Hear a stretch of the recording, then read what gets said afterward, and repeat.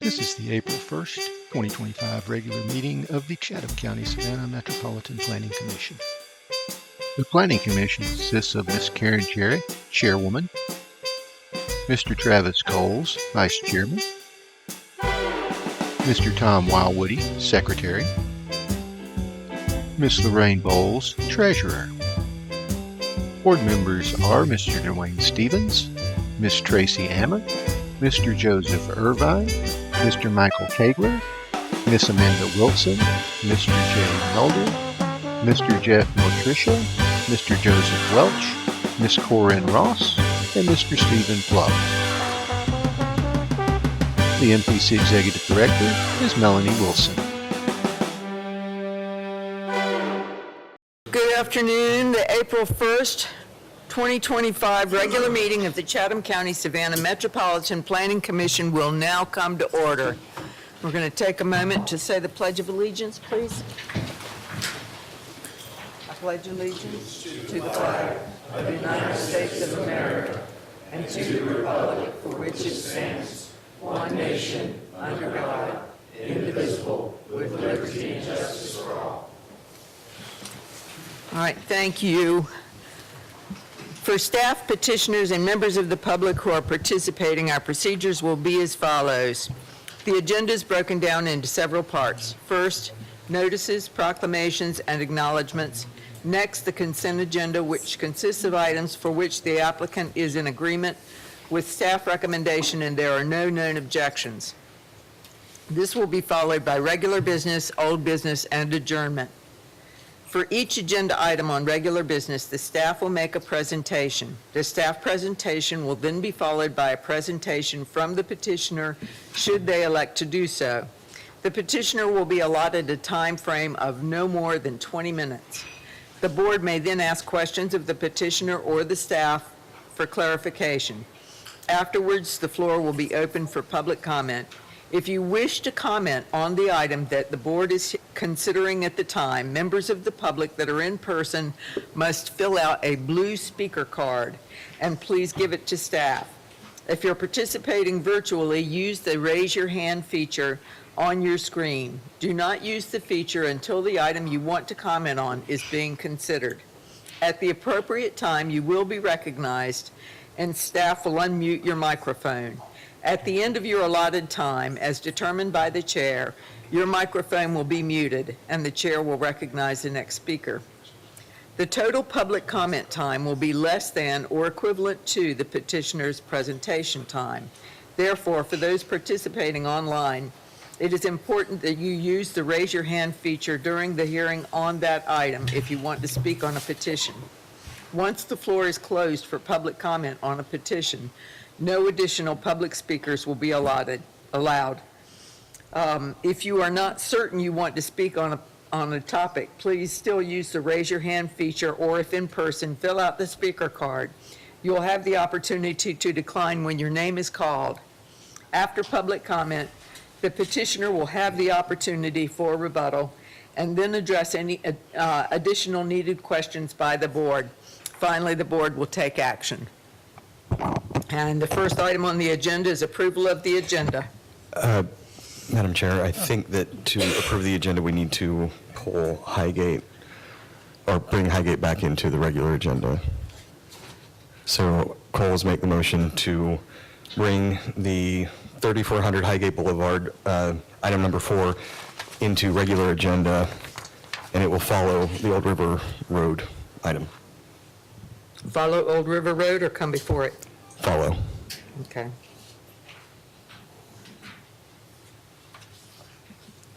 And a motion? That's the motion. All right.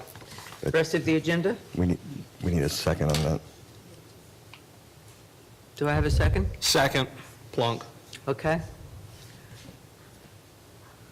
All in favor? Voice vote? Aye. Any opposed? So Cole's motion to accept the agenda as amended. Second? Second. Plunk. All right, all in favor? Aye. Any opposed? Okay. Notices, proclamations, and acknowledgements. We have Finance Committee meeting, this morning, and no decisions were made on that. We did have a special call personnel committee meeting, and we did make a decision to award a bonus to the executive director. Can I have, let's see, I guess we need to go right on. Items requested to be removed from the agenda. Variance to the general development plan for 925 and 1303 East President Street. Is there anyone here to speak on that? All right. Next item was master plan amendment for New Hampstead, 2100 and 2501 Little Neck Road. Is there anyone here to speak on that? All right, I'll entertain a motion. Calls motion to remove items 3 and 5 from the final agenda. Second. All right, all in favor? Aye. Aye. Any opposed? Okay. Items requested to be withdrawn, there are none. Consent agenda, approval of the March 11th, 2025 MPC meeting minutes. Calls motion to approve. Second. All in favor? Aye. Any opposed? All right. There's no old business. Regular business, we have a flume amendment for 605 Old River Road. Good afternoon, Madam Chair, members of the Planning Commission. This is Edward Morrow, Director of Development Services here at the MPC. If you do not mind, I would like to discuss the two Old River Road items concurrently. The first is a flume amendment, and the second is a rezoning. If you don't mind, again, I would like to discuss these concurrently. And at the end, I'll make sure that there is staff recommendation for both on that last slide. So the first petition is a flume amendment for this particular property from residential suburban single family to planned development specifically within the city of Savannah. The subject properties are currently within Chatham County. And this would also effectuate the potential for rezoning from residential agriculture and protected river corridor to planned development, again, within the city of Savannah. You can see an aerial image of the subject properties that are proposed. These two are actually part of the very same parcel, they're just discontiguous. All right. So looking at the subject properties, we can see that the future land use is predominantly planned development. And so it's just this tiny portion here that this flume amendment is aimed at correcting. I believe that it is somewhere in the area of maybe 7 acres in total out of about 159 that are proposed for development. In the zoning, this is residential agriculture, which is a very low density residential use that includes some other non-residential uses that are again, low intensity in nature typically. There's a small portion that is also planned river corridor, which is an overlay within Chatham County that is aimed at protecting the Ogeechee River. And so just to offer you some insight there, the purpose of the PRC in particular, if we jump to this paragraph, shall be to create areas within protected river corridors as defined by the Corridor River Protection Act. In order to help preserve those qualities that make a river suitable as a habitat for wildlife, a site for recreation, and a source for clean drinking water. And again, this acts as an overlay within this district, specifically for that small portion of property. Just to give you some context that is significant about the site, we can see that we actually have 4 different jurisdictions here. We have Bryan County, we have Effingham County, we have the subject property, which is currently in unincorporated Chatham, that's that dark gray, and then we have the city of Savannah. It is also important to note that Fort Stewart is right here, approximately 0.8 miles from this site. Also, just to show you that this is within a special flood hazard area, AE specifically, and also we've got some wetlands that are present on the parcels that are proposed for development. This is in the 1% annual chance area, and the E indicates that a base flood elevation has been established. So that would indicate the minimum height at which a structure must be built. Also, there are special requirements as both city and county have adopted ordinances that are consistent with the National Flood Insurance Protection Program. So just to offer you sort of a brief overview of what is proposed. In terms of the future land use map designation and the character areas, This is proposed to be a suburban residential area. And so if we looked at Plan 2040, we can see that this is kind of consistent with your single-family detached small garden apartment style developments, as well as some convenience commercial that we typically find in these areas. And so the uses that are proposed to be included within this PUD are consistent with the RMF2 district, the BL district, and the BN district. The RMF2 is a wide-ranging zoning district going all the way from single-family detached all the way up to apartments. All of these are uses that are more or less consistent with what we would expect in a suburban residential configuration. And then also limited business districts and neighborhood business are oriented toward relatively low intensity to provide convenience commercial needs in a suburban context. Something that I think is also important to note here, if we look right here, this is kind of a snippet in looking at some of the area that's just south of the subject parcels. These are flag lot developments, and so something that staff would like to highlight is that we will always support coordinated and cohesive development over what we refer to as flag lot development here. So what you're seeing are these long, narrow driveways that come off of a public right-of-way, and you can see how they are stacked. And so what happens here is that you get a bit of just inefficiency in terms of land use. You typically get issues with ownership and maintenance of those driveways, and generally speaking, you also don't really get community facilities that are thoughtfully developed in order to support the housing and other developments that are located here. So this is something that staff has identified as a priority in terms of supporting planned developments, generally speaking. We want to avoid development that is sort of incremental and haphazard in nature. So, all right. So to offer you a view of the proposed general development master plan here, you can see that there are principally two main use categories. We have a planned development commercial district that would feature some ground floor or other commercial uses and upper story residential potentially. And then also we have the RMF2 districts, PDRMF, which is residential multifamily. And so these are the areas where we would expect to see that variety of housing types distributed across here. We can see that there is one main entrance, it appears, here that aligns with Four Lakes Parkway, and I'm going to guess 4 other sort of minor access points that may be limited access, right in, right out, something of that nature.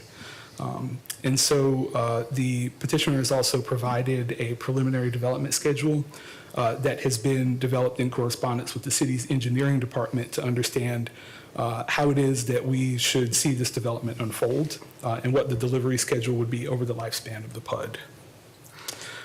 Proposed on this approximately 159-acre site, again, is mixed-use residential and commercial. The DRI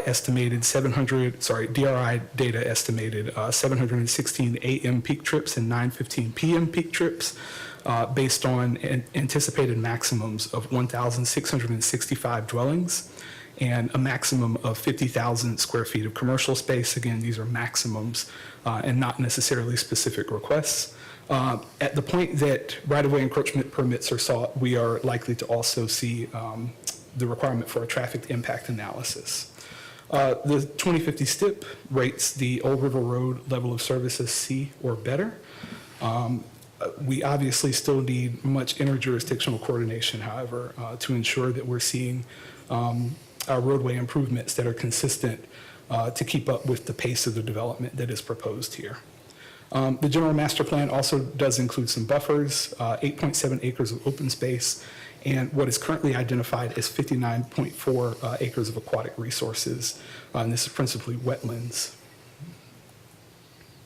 In looking at the DRI, the Ogeechee Riverkeeper raised some concerns that I felt it was notable to include in staff's assessment and for the board's understanding of how development should be approached in this particular area. 3 of them, provision of a wetland plan identifying areas for fill and preservation, prohibition of clearing and grading of the site until all wetland-related permitting has been resolved, and then prohibition of any future on-site wastewater management treatment. And all of these things would be consistent with what we would see in the coastal supplement for stormwater management. This is also a great time to sort of highlight a couple of efforts that we have going on. We live in a coastal context. Development is not going to stop. And so we are then charged with ensuring that our standards, our regulations, they line up with the fact that we're in an environmentally sensitive context. And so these are two efforts that are ongoing right now that are looking at improvements to our current regulatory system, both stemming from coastal incentive grants. So the first one is actually a combined effort of Chatham County and the city of Savannah to look at integrating climate action into our current ordinances. And so they're looking at our current development standards and looking at how we incorporate sea level rise into our current development programming. The second one is tentative, but it's hopeful. This is actually a project that Anna is working on that we would love to see SLAM data that is used to understand marsh migration patterns so that we can better predict areas that are appropriate for development based on the fact that sea level rise is causing our marshes to migrate inward. So ultimately that means that we have less developable land or more land that is going to be imperiled because of climate change. So those are just two efforts that we have that are moving us in the direction of upgrading our standards. So just to clarify people's concerns, I know that there are lots of questions about development in the floodplain. So the first thing I'd like to point out again is that the City of Savannah and Chatham County have both adopted flood standards. I pulled out just a couple here that you can see to the right. They stipulate how it is that structures, whether they are residential, commercial, how they must be built and how they are structured in order to ensure that the people who live there and use those businesses or services to ensure that they're protected, and also to ensure minimization of liability on the part of the jurisdictions to acquire properties that are repeatedly damaged by floods. This is also another tool that we have that, again, as we go through our development permitting process, we do look to the Stormwater Management Manual. And again, because we're in a coastal environment, the Coastal Stormwater Supplement. These are some standards that, in looking at the Ogeechee River Keepers recommendations and just in the general course of practice, we would like to encourage inclusion of many of these strategies and close assessment of these criteria to ensure that the development is compatible and safe. I would say in taking it a step further from just our minimum standards, we're also looking to LEED and the site's version 2 currently rating system in order to sort of advance what it is that we're doing even before we have adopted standards. So again, because we have kind of a really unique context and we don't yet have standards adopted that directly address this, it's staff's hope that in working with this petitioner that we can come up with some criteria and performance standards that would keep everyone safe. And so with that, staff does recommend approval of the flume recommendation because this is consistent with the adopted policy documents. And then with regard to the rezoning, staff recommends approval with 4 conditions. The first being that the petitioner shall provide a wetland plan identifying wetlands present on the site and identifying areas proposed to be filled and preserved. And that the petitioner provide an updated general master plan reflecting the required wetland plan. And again, this is a step that as they go forward into specific site planning, that we would get that delineation so that we can understand specifically what we're dealing with regard to the aquatic resources that are currently accounted on the site plan. The second one is that the site shall not be cleared or graded until a wetland-related permit is finalized. The third, on-site wastewater treatment shall not be permitted. And the fourth, that all specific development plans for tracts within the PD be forwarded by MPC staff to the Planning Commission for approval.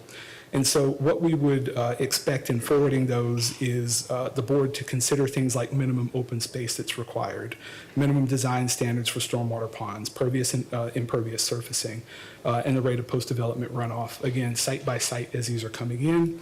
I would like to make the distinction that these are not like the final master plans. These site plans, they would be forwarded to this board as they are received by staff. Those would not necessarily require notice, but they would go on the agenda and they would receive a staff report So again, there's just kind of that door to encourage kind of some conversation about what it is that we expect in this area and to add any protections that we can. And so with that, I am happy to answer any questions. Thank you. Is the petitioner present?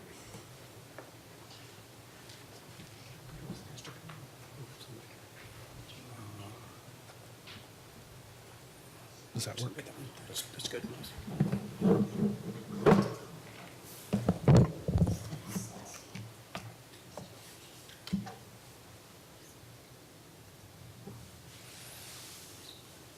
Okay.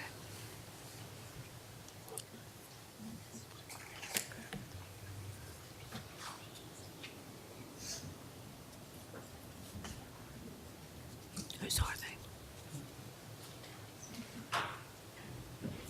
Okay.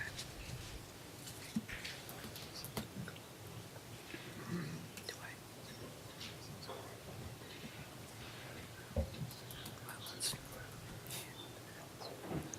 Go ahead.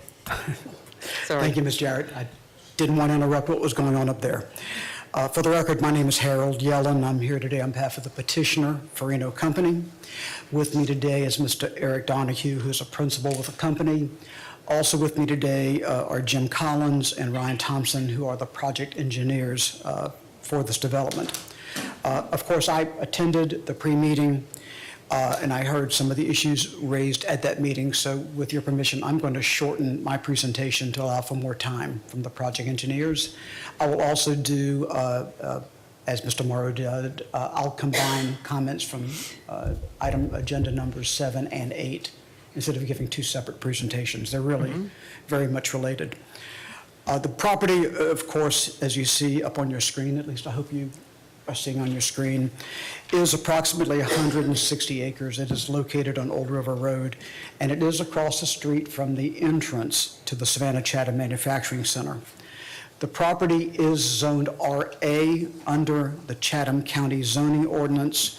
We are requesting to be rezoned to a PD, a plan designation under the city's zoning ordinance, if and only if we are annexed into the city of Savannah. And that petition has already been filed, and our petition to the MPC specifically states that it is subject to annexation. We, as the petitioner, we've had several meetings with MPC staff before coming before you today. After several meetings, it was determined that a planned development that would be governed by the city zoning ordinance made the most sense for this property. And as MPC staff has asked us to do, more recent than in the past, we try and take our PD ordinance and tie it into existing NUZO zoning districts and uses. And that's what we did. PDs have been encouraged for larger tracts, like Eastern Wharf years ago, more recently Hopeton Landing and the Fairgrounds. When you have larger properties, it makes more sense for the property to be rezoned as a PD. It achieves a mix of uses and design and development standards that are unique to the property. As noted by staff, and I'm going to quote them, PDs ensure orderly and thorough planning and review procedures that will result in a cohesive development. And I think Mr. Morrow just used that word cohesive when he was referring to the flag lots. We are looking for a cohesive development at this site. The name of our PD is Riverside PD. Our PD does exactly what it is supposed to do. It establishes a variety of housing types, lot sizes, densities, and non-residential uses. Our master plan, which is up on the screen, you will note that there are non-residential uses where we believe they should be, which is at the intersection with Four Lakes Parkway, the entrance road to the manufacturing center. The majority of the site is residential, and because it will be governed by the City of Savannah zoning ordinance, if we're annexed, there's a perimeter buffer along Old River Road. There's a perimeter buffer adjoining properties to the south. There are 8.7 acres of open space and close to 60 acres for aquatic resources and wetland protection. Last piece of information that I don't think was clear from the pre-meeting or from the staff presentation. We do, of course, think that this is an ideal site for the proposed development. We think it will help with what staff called an urgent need for additional housing. But this is not going to happen overnight. At our neighborhood meeting, we went to great lengths to have a neighborhood meeting, and there were some concerned citizens that thought we were going to build out next year. We're looking at approximately a 9-year build-out, a phased development. So all of the things that you see and all the things you're going to hear about today are phased out over the next 9, perhaps 10 years. And we do hope that during the next 9 or 10 years, we will be working with the city. We will be working with the county. We will be working with CEDA for that intersection. We will be working with our neighbors, we believe, to establish an entirely sustainable neighborhood. At this point, Madam Chairwoman, if I can turn this over to the project engineers, I think it would be a benefit to directly address some of the concerns raised at the pre-meeting. All right. Thank you.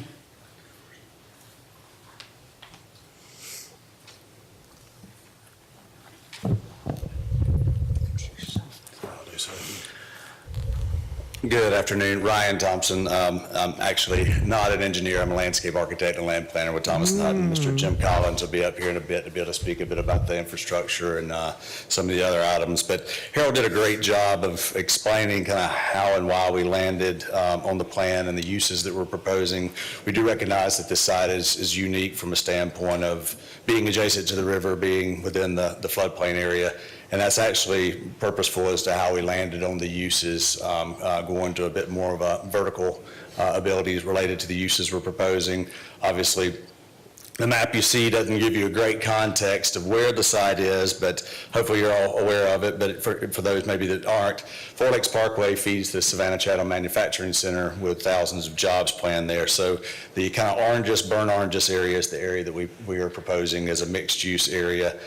Predominantly probably still residential, because with this being kind of in between the two intersection points of I-16 on one end and Highway 204 on the other, we don't think this is really an area that's going to generate a lot of like highway commercial. It's going to be more so to service the employees in the manufacturing center as well as the residents here. One other element that is a little bit difficult to see without the map side by side, but we do obviously recognize the importance of wetlands and protecting natural resources related to the plan. The plan we have here, if I had the ability to back up and show the plan that was the wetlands map from previous, you'll see that we're actually showing more area, because we've coordinated and had Resource Land Consultants has done a preliminary wetland assessment. We fully agree that we've got to go through that process to finalize the wetlands, but we based our plan off of better wetland information than what exists out with the typical national wetland inventory. But we do fully recognize that we've got to go through that process to finalize the limits of the wetlands and any disturbance of those to be shown relative to the master plan.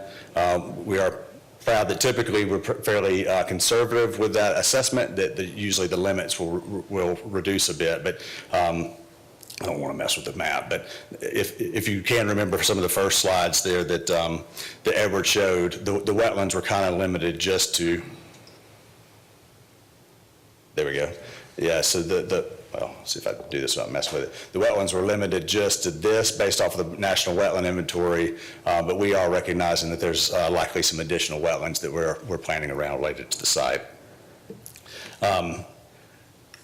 Related to what Harold already mentioned, buffers. We are planning perimeter buffers. We're planning for, it is a unique site. The idea of being adjacent to the river has its challenges, but also has its benefits related to creating a great community.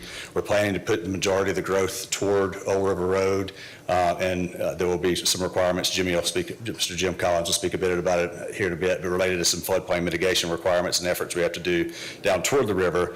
So really that's the fact that the city adopted NUZO and there's built-in zoning districts that we're able to incorporate inside this PD that allows for that mixed use is great. We appreciate the fact that that's now an option for us, whereas it wouldn't have been in the past. So with that, I will hand it over to Jimmy to talk a bit about the other engineering-related aspects of it, and obviously we'll be around to help answer any questions as you come forward. Thank you, Ryan. Madam Chair, members of the Planning Commission, I'm Jim Collins. I'm the civil engineer. Ryan's the planner. we work together on this project for Thomas and Hutton. Edward brought up some of the additional conditions, which we're in complete agreement with when we get to the appropriate stage of the project regarding adhering to the coastal stormwater supplement and producing the cleanest amount of runoff possible. I think one of the good things about this site is they're relatively sandy soils, and I think we're going to have the opportunity for some infiltration on this site. But I do want to point out, as Edward mentioned, that we're 100% in the FEMA 100-year floodplain, which means that we're going to be governed by the City of Savannah's flood damage prevention ordinance. And what that requires is that we must be, as he pointed out, 2 feet above base flood elevation. And base flood elevation has been established for this stretch of the Geechee River. It's roughly between elevation 25 and 26 as you move from the southern part of the property north along Old River Road. So that means that our structures are going to need to be at elevation 27 and 28 as per the flood damage prevention ordinance. What that means is we are going to have some fill on the site. The ordinance further stipulates that any fill that is placed on that site must be mitigated by the removal of an equal volume of material on site, such that we do not raise the 100-year flood elevation by ½ an inch. And we will have, we'll have to approve that at the appropriate point of the approval process. One other thing I would like to point out, we're not immediately adjacent to the Geechee River. We have freshwater wetlands that are between the river and the upland areas. So our goal with this project is going to be to move stormwater. And one thing I do want to point out, we are not in the Little Geechee watershed, and I know there's been some concerns about that relative to some development happening on the east side of Old River Road. Runoff from this project will be filtered through stormwater ponds, infiltrated where we can, and will flow through the wetlands directly to the Geechee River. We will not cross any other properties with our conveyance. One other point, Harold, briefly touched on traffic, and I think if you've traveled out there, you know there are some issues, particularly at Fort Argyle Road and Old River Road. I would like to point out that there have been some studies recently done. The Coastal Empire, GDOT's Coastal Empire Regional Transportation Study identified widening of Old River Road and John Carter Road in their intermediate term, which would be in 8 years. And of course, what we're looking at, as Harold pointed out, this is probably a 10 to 11 year project. In addition to that, the Core MPO has also in their 2045 mobility plan identified $17 million in needed improvements that would begin in year 28 to 2036. Now, the funding has not been secured for that, but I think what that does is establish priority from additional funding sources, probably the state, to help fund the widening of Old River Road. And lastly, I would mention that, and this was fairly recent, in the governor's amended fiscal year 24 budget, funding was secured for the widening of I-16 from I-95 to Old River Road. And that would potentially address ramp improvements needed at Old River Road and I-16. That concludes my remarks, and I'm happy to answer any questions you may have. All right, are there any questions for staff or the applicant? For staff, what is the density we're going to? So at about 159 acres, there are proposed up to 1,600 units. That's about 10 units an acre. That is a little bit different. I'll just say that when we began talking with the petitioner about developing this site, I can't say that that number appeared. We did not discuss a specific number, but that number appeared on the DRI forms when we received them. So we're looking at 1,600 units plus, what is it, 50,000 square feet of retail? Those are maximums. That is not to say that you will actually achieve either of those numbers. And again, staff's recommendations are aimed at having the opportunity of this board to look at specifically what's proposed as each pod comes in for development. So looking at what's possible within the realm of approved regulations and anything that we feel needs to be modified to make the use more compatible. So, Thank you.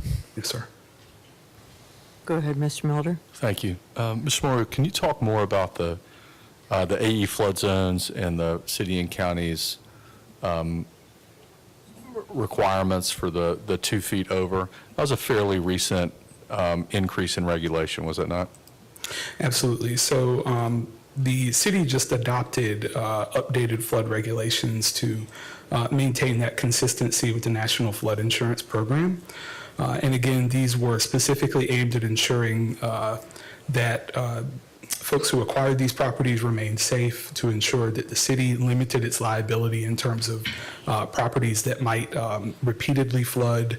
But ultimately, what I think should be known is that anybody who purchases in this area, because of the city's participation with the standards at the federal level, flood insurance will be available and they'll receive all the benefits, and obviously everything that is developed in this area will be held to these standards. So. Because not everybody has these standards. That is correct. That's right. Sure. Any questions? I have a question for Mr. Collins.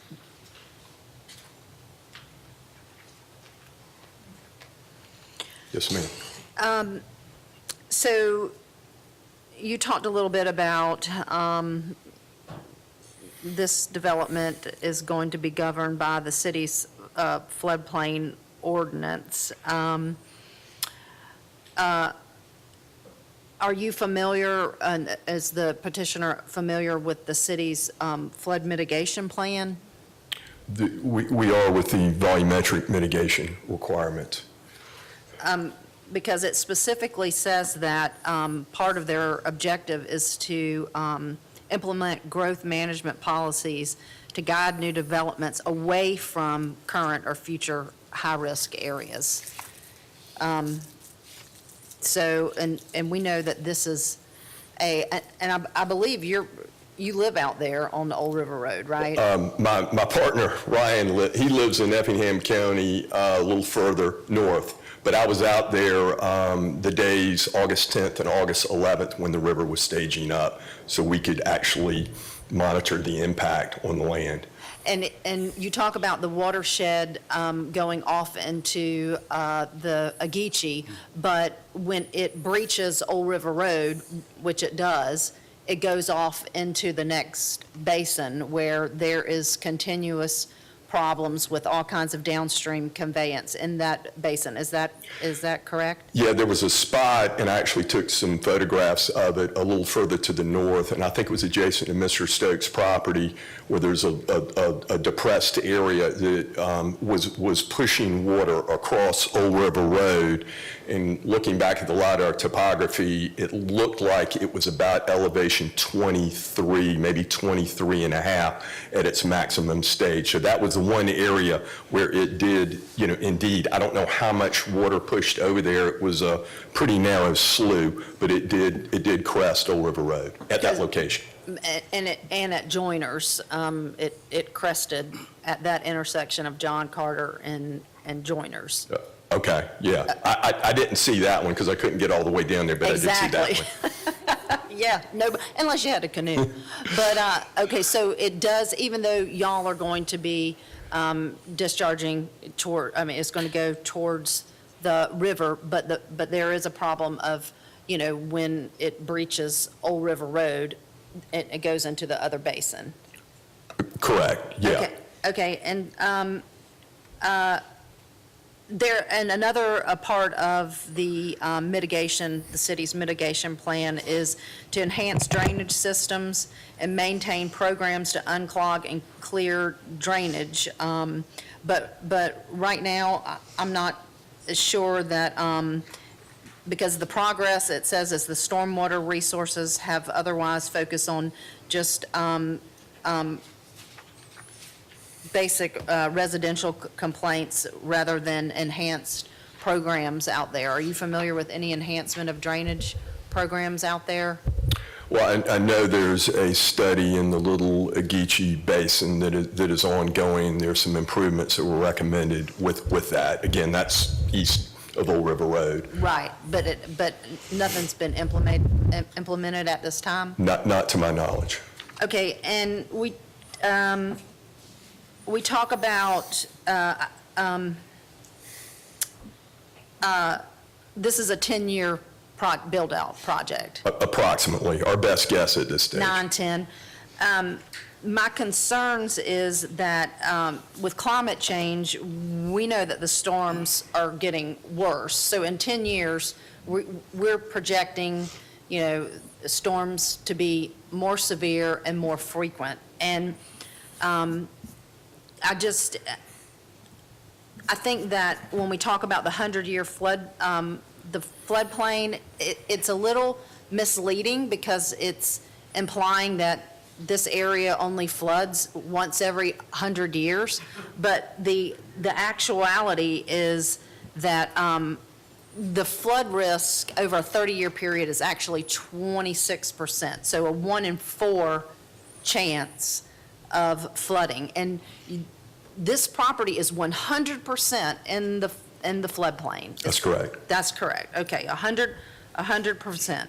So over your build-out period,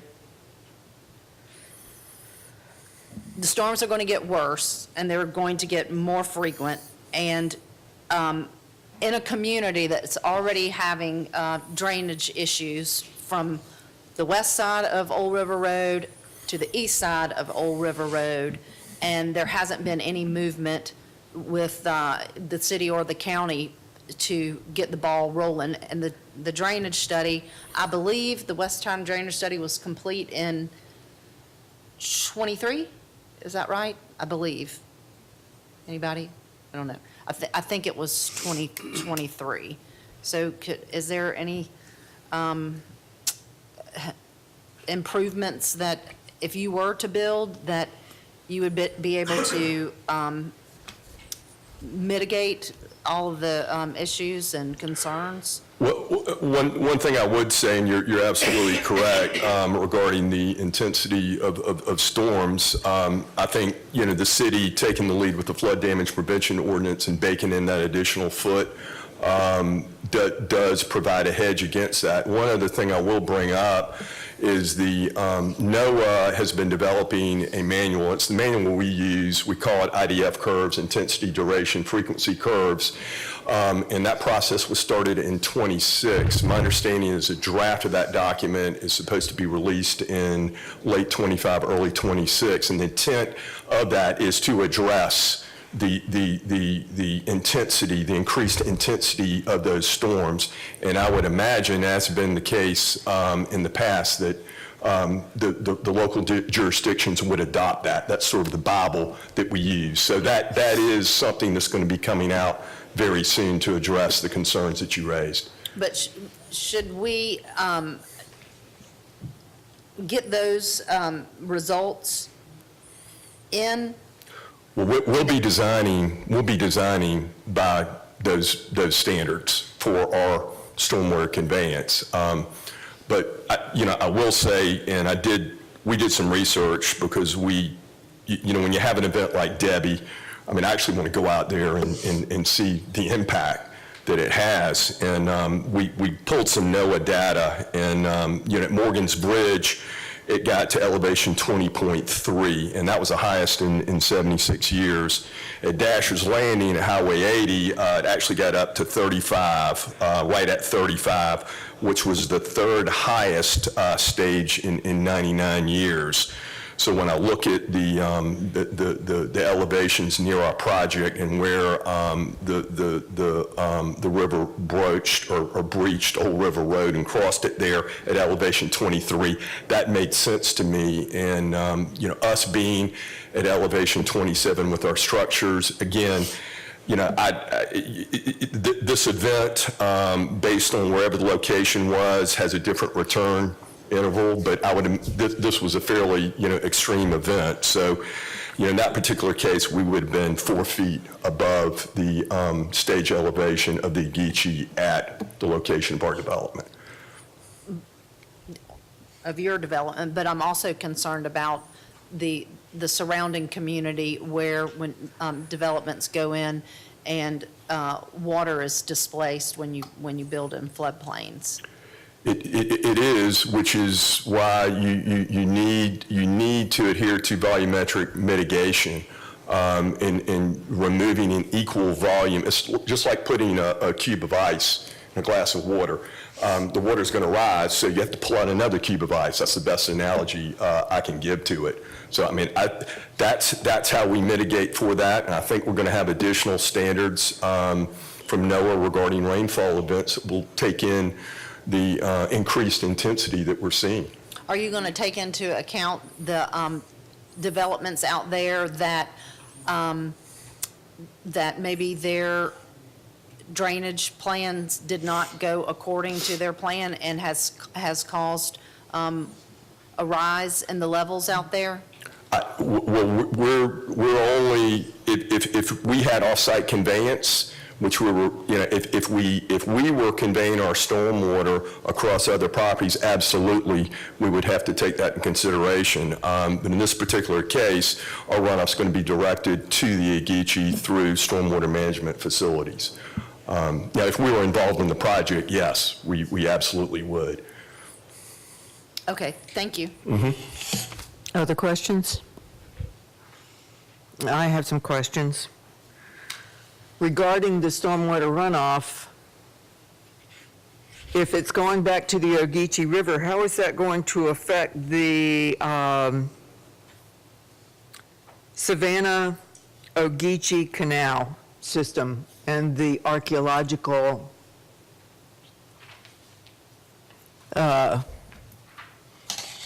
heritage that we have there? I'm not aware of any impacts that we would have to that, if we adhere to the regulations that are imposed on us. From the city of Savannah, actually, from the preservation officer of the city of Savannah, she expresses concern about the stormwater runoff in the Ogeechee River could cause irreversible damage to the remaining historic lock system of the Savannah-Ogeechee Canal system. Yeah, we're happy to take a look at that. I'm not aware of any potential impacts related to our development to that. Are you familiar with the DRI? Yes. Okay, it was in the DRI. I do have some concerns about the volumetric exchange. You say you're going to raise the property to 25 or 26 feet, and you're going to offset it on the property. But what I see here is that the property is generally around elevation 20. Yeah, and not all of the area is going to be raised to that elevation. It will be the structures that will be at that elevation. We're anticipating many structures will be elevated even above that with parking underneath, which would lessen the amount of fill placed in the floodplain. So the areas where the parking is would be susceptible to flood? No, we would have to adhere to the city's requirements for pavement, and I'm off the top of my head, I'm not exactly sure what that is. It's either for the 25 or the 50-year storm, you have to maintain a 12-foot wide travel way there. So we would be required to adhere to that. Again, when we get to that stage, we're going to have to do, very detailed analysis with that. Okay, and if the base flood elevation is 25 feet, your parking area is going to have to be 25 feet. No, that's the 100-year elevation. It would either Okay. be the 25 or the 50-year storm, which would be a lower elevation than that. Do you have the elevation of that? I don't. We're not at that stage of the project. Okay. One of the things I wanted to ask Mr. Morrow was about the density. In the slides that you presented, I think it was like the third slide you presented, Yes, ma'am. you showed residential, nope, keep going back. Keep going back. Up, maybe go back one more. Yes, this one. When you look at the suburban residential, primary uses, single-family detached and attached, and then you get to the density, and it says the density is low, 3 to 5 units per acre. Sure. What you're telling me is that they're doing 10 units per acre, plus commercial. Right. So these are character areas. Typically, when we're sort of trying to paint a picture for people to understand what the aesthetic of a given area is, we'll use a generalization called a character area. And so I'll just say this was developed at a time where I think just some of the cases that we've seen come through here, we understand that it might have been aspirational. It might have been a little bit of oversight occasionally, where perhaps we had things that, looking at it at that time, it seemed appropriate, but hindsight, has proven differently. I would say that given Hyundai, given a number of other economic sort of wins that this region has had, we probably did not anticipate that we were going to see this kind of growth. And so it requires kind of a recalibration, I'd say. Did the DRI also talk about the timber in the area and the value of that timber remaining pristine? Not that I recall. Okay, I recalled something along those lines. I know that we talked about the gopher turtle earlier, and the habitat for that is of a concern to me as well. So if I could, I'd just like to throw out there, again, these particular standards being somewhat aspirational, we will usually see developers go straight to the gray with minimal consideration of green infrastructure, low-impact development. And so those staff conditions were aimed at this type of exchange that we're having right now, so that we can hear from the subject matter experts to say, this is what our metrics are saying, and the board can determine whether or not higher performance standards need to be required, just given the ground truth, the things that we know about the area. This is a unique site, and so as I explained to Mr. Yellen beforehand, my hope for this is that we would set kind of a broad general framework where we understand the style of development that we're getting, it being a suburban residential context, but that literally every site plan would be something that, looking at what is proposed, we would have the opportunity to decide, given proximity to the river, proximity to the manufacturing center, we could look at it site plan by site plan, kind of within that framework that we would set today. And so at least there would be some assurances about what the board was comfortable with at this point. And then moving forward, once we get those details, we can really narrow down. Do you have any concern that we're increasing the flow into the Ogeechee River and possibly affecting the canal system, the historic canal system? So truthfully, just kind of from my vantage point, I think that the current state of some of our development will remain what it is if we do not actually sort of promote new developments that have the opportunity to bring changes. I do understand and agree that we need new development. I'm just not sure that this is the right place at the right time. Well, personally, I think it's a matter of intensity. Like I said, as we were talking, I think everything has more or less gone to course. We were talking about a style of development that would take place on this site, but we didn't really get into intensity. And so I understand what the petitioner is doing. But again, in looking at some of our newer frameworks, if we look at, again, LEED and sites, we might in the future have the opportunity to further mitigate some of the impacts that folks are seeing right now if we number one, require folks to do different things right now, but then it also brings attention to broader changes that are needed, and perhaps the city or the county will have a reason to invest. Which brings me to my other really big concern, is there are people out there who are flooding today during intense storms, and it appears from everything that I've heard that there's not a lot being done to address the issues of the residents who live out there right now. And we're asking them to accept that we're going to build a fairly dense neighborhood that we're being told will not impact them unless it flows over Old River Road, which apparently it has in the past. And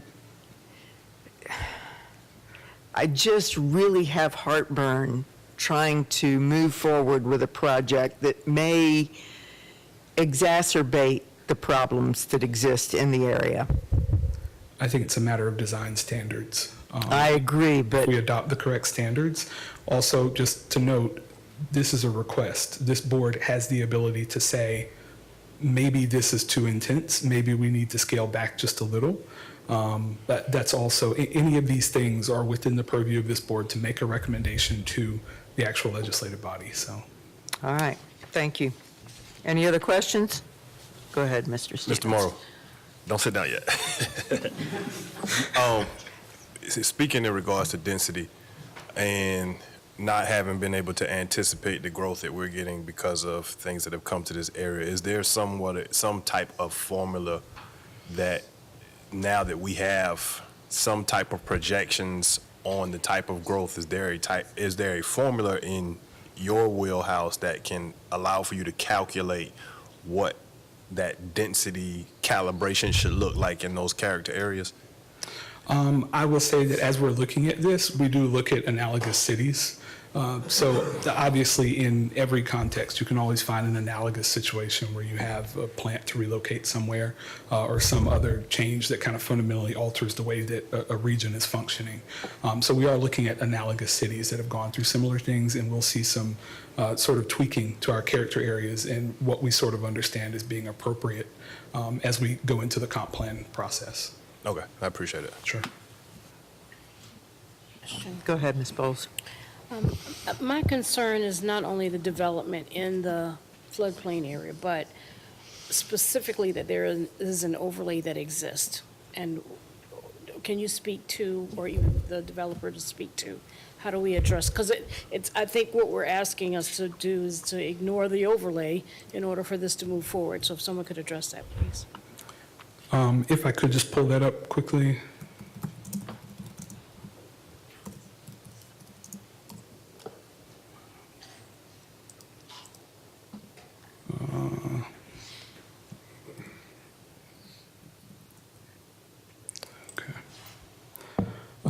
The Plain River Corridor, is this the overlay you're referring to, Ms. Bowles? It's, I think on the It's a little tiny rectangle. Okay, awesome. So this is it, just to show you section 4-10. These are the standards that are associated with that overlay. And it is requiring a natural vegetative buffer. All areas lying within 50 feet horizontally on both sides of the PRC measured from the riverbank.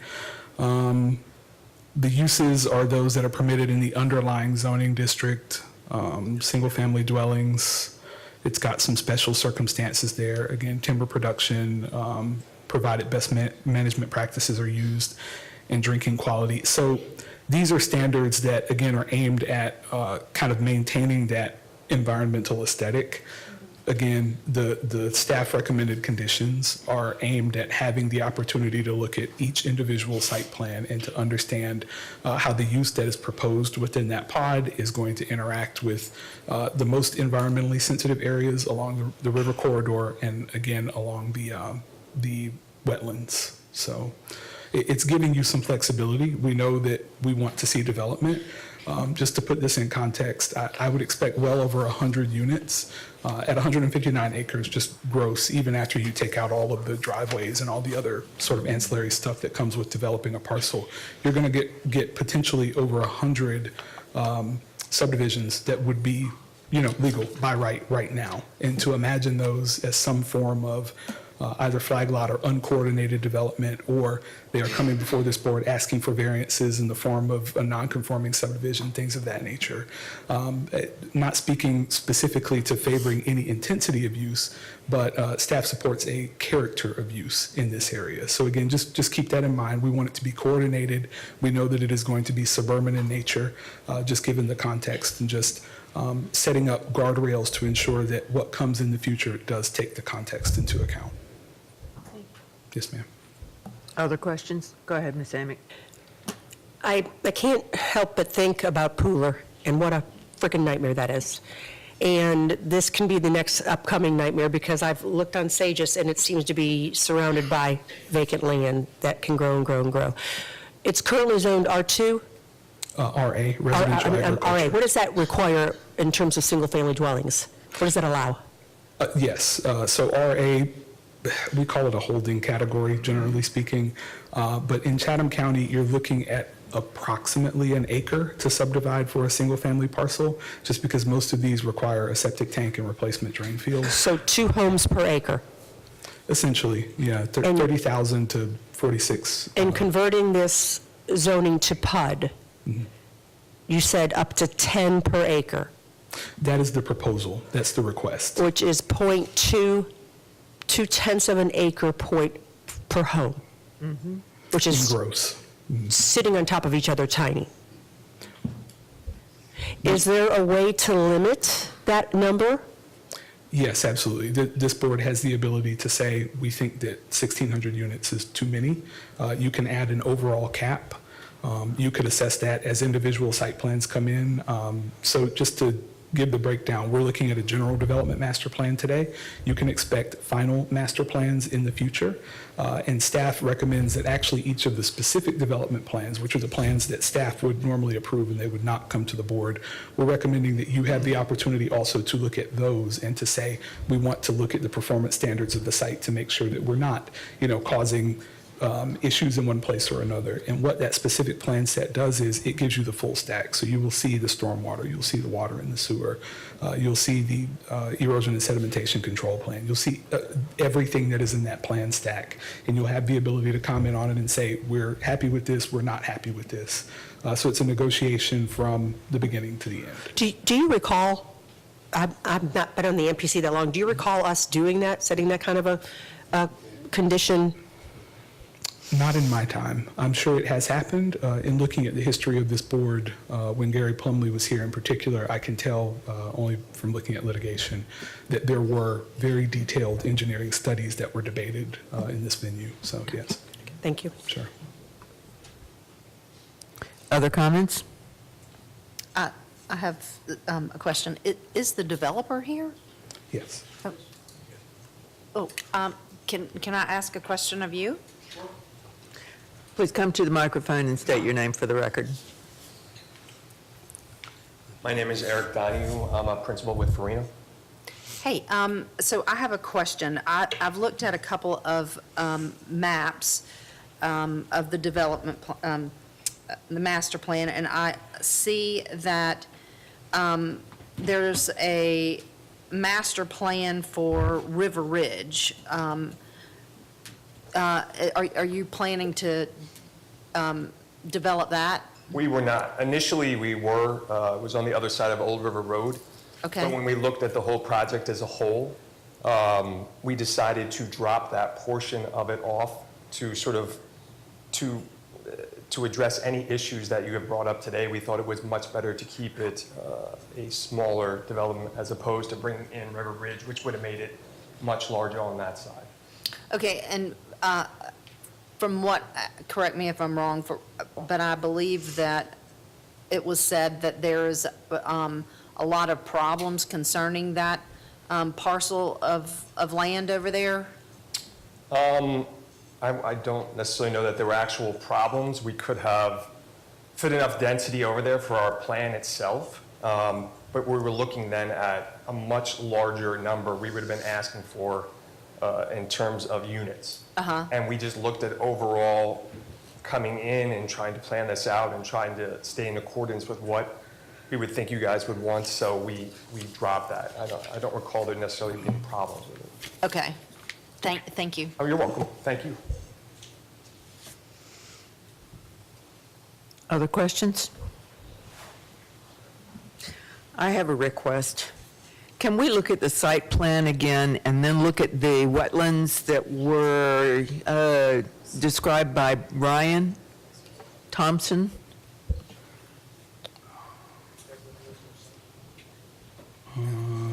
General development plan?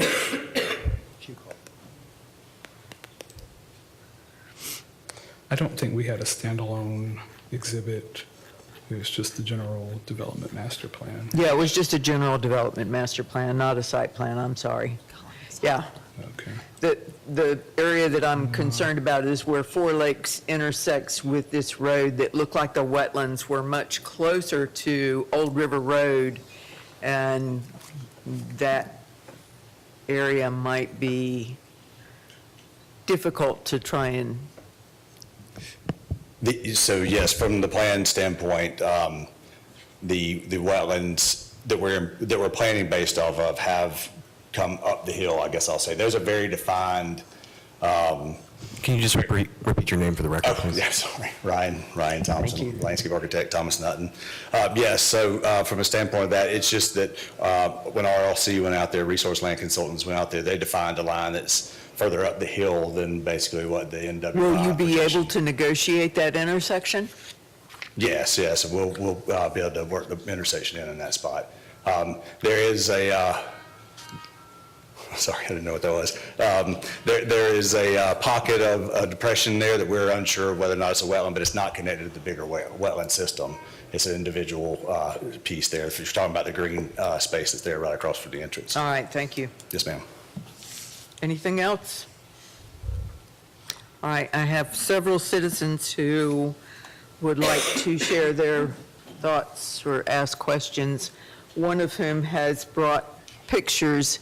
Is it possible to have a staff member hold the pictures for us so that we can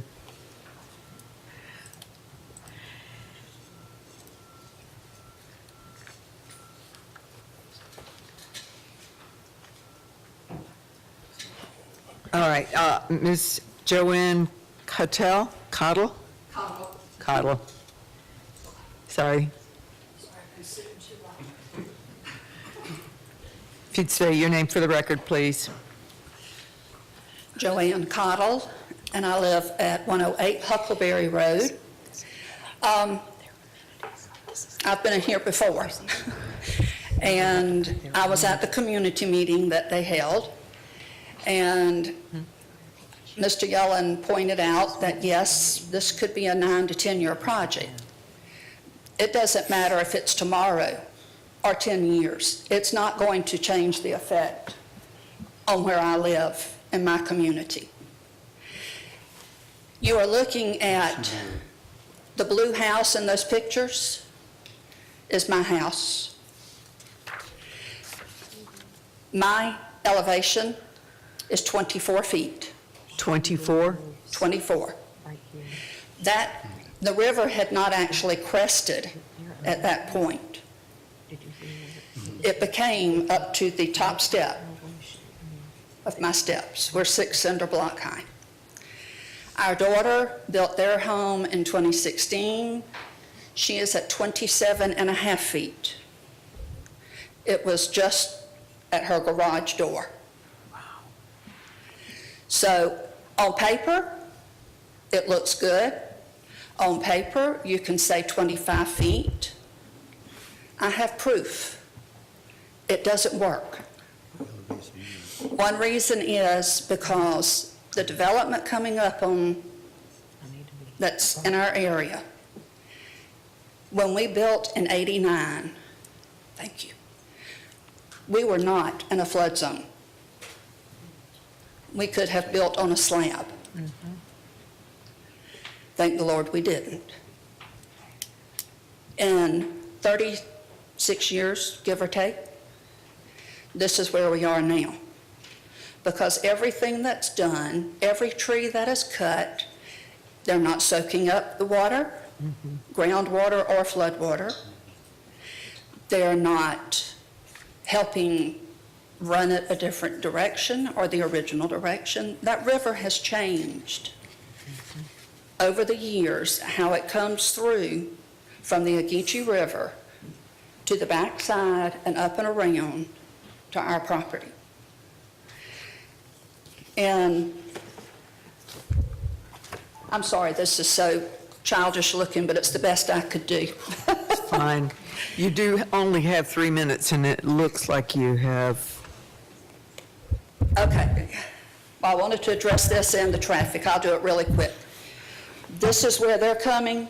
This is where I live. It was flooded. All this in red was flooded. Some of the other pictures, you saw the car immersed up to its windows. That was just down in front of another development that was on the agenda. I don't know if it still is or not. Highland or Highgate is coming in. That was across the road from that. You asked about the Savannah-Ogeechee River Canal. Did you see the picture of it? I did not. No, I didn't. That kind of went by me. Can I show it to you? Sure. Quickly.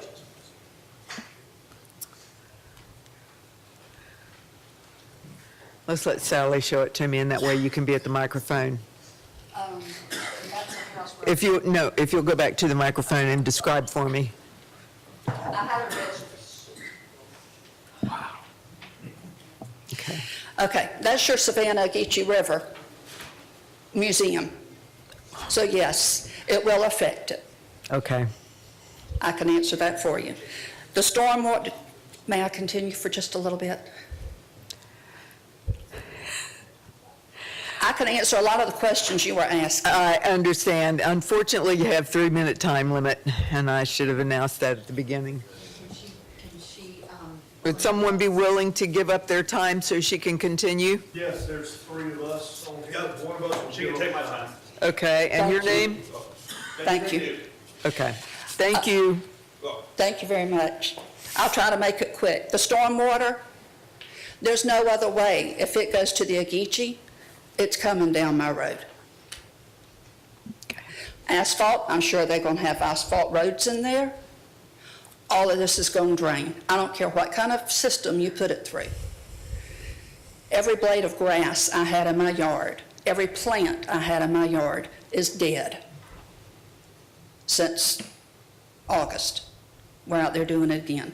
It will have an environmental impact. Wildlife, we have a pack of coyotes in the property next to us that we hear all the time. Wildlife is being affected.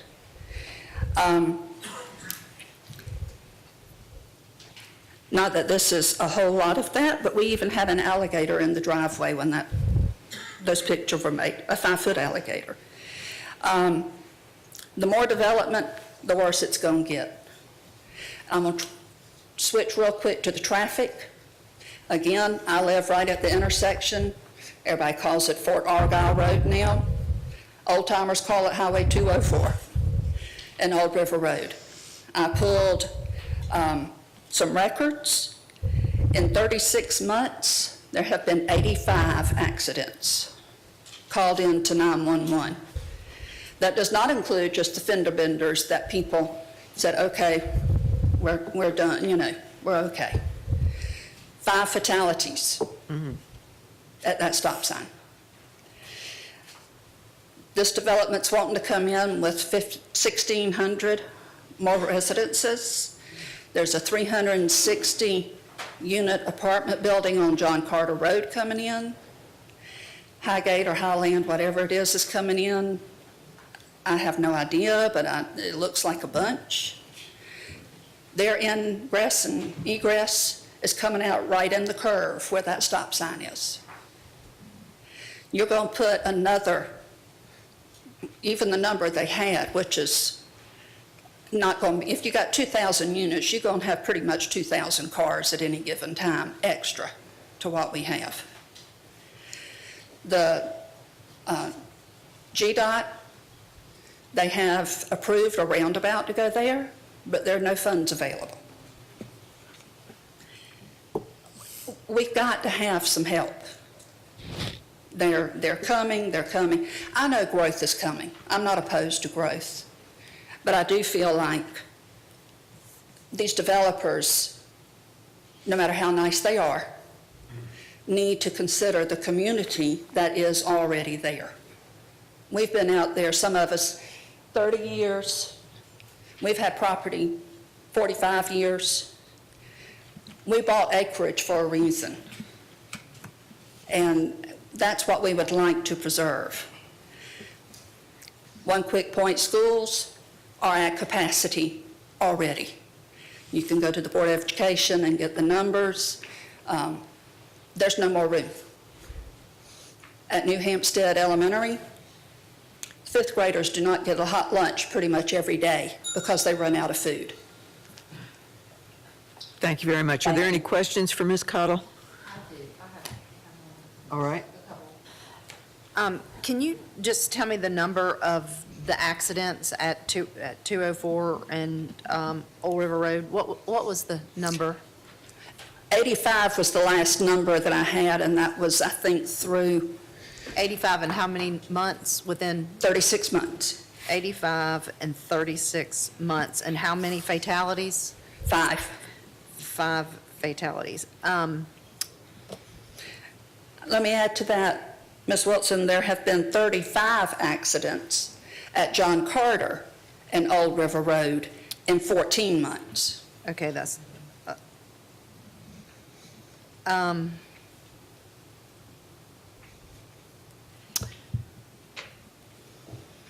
forgot my other question, so I don't know. Sorry, if I think of it. Oh, yes, I do. So, you talked about, coming and talking to this board. How many years have you been coming up here expressing your concerns to this board? Well, over these same issues? As far as me personally speaking, 3 years, but who I was working with have been doing it since 2018. 2018. If I'm correct with that. 2018. That's a long time for a low-income, vulnerable community to go without adequate public service and adequate facilities. That's a Correct. long time for a vulnerable community to go without adequate public facilities. I could not hear this gentleman when he was talking. He was very soft-spoken. You were pointing down to, you were pointing down to the south side of where the development is coming. And I couldn't hear. It was something about facilities, like where my home is. We have nothing. It's a private road. That man sitting back there has maintained it for 36 years. We have no dirt. When it floods, we get nothing. Okay, thank you. Thank you. Okay. All right, Mr. Sparks, Walter Sparks. You have 3 minutes if you'd state your name for the record. Sure. Walter Sparks, and I live at 744 Old River Road. And I'm directly across from the property that they're proposing. And I mean, I don't exactly know what a 100-year flood zone is. I assumed it floods like once every 100 years. Well, I've been living there 35 years, and I can't remember back every year, but 3 of the last 4 years, it's been up to the telephone poles on Old River Road. The whole property that they're looking at has been underwater. I used to go ride my four-wheeler through it and go back to a hill by the river, but this past year I couldn't. It was too deep. Of course, it came across Old River Road and onto our property too, but it's definitely not a 100-year flood zone. It floods probably 2 or 3 out of every 4 years. And I've been there a long time, and when we come out our driveway, you look straight across the road, there's telephone wires, there's the water, and it goes all the way to the river. And we live on a sand hill. The pond behind us, a 100-acre pond, was dug for the sand, and they went down, I think, 40, 45 feet, and it's still sand. So all the water that is created from miles around comes through our property and through this property to the river. And it does concern me what would happen if they put all this over there. Where would all this water, would it be diverted? I mean, it's already flooding people out, so, it's a big concern for us. And the property behind us, it did make a big difference. We have water now when it floods, or when it storms, we have water where we didn't have water before. So it all runs to the river, and everything around there, all the way down, like you said earlier, it seems to be getting worse, and that seems to be our destiny. So, but that's all I wanted to say, and we'll give some time for someone else. Thank you. Thank you. John New? My name is John New. I live, actually, Mr. Sparks is our neighbor, and we would be, I think it's the second entrance going south, would be, of the new proposed area, would be right across from one of our driveways. We have 10 acres, 2 of those 5-acre lots. This past August, the river did breach Old River Road right in front of our property. We had fish swimming in our driveway, and I got pictures on my phone here to prove that. We are utility contractors, and my concern, and I'm not against growth, we must go higher and do better. My concern is the sanitary. You know, I know that you've got to annex that property in the city of Savannah to get water and sewer, but you're going to have a lift station. That's going to be in a low spot to a certain extent, and even the roads, if the structures are built up, the sanitary sewer is still going to be subject to being flooded. Where's all that going?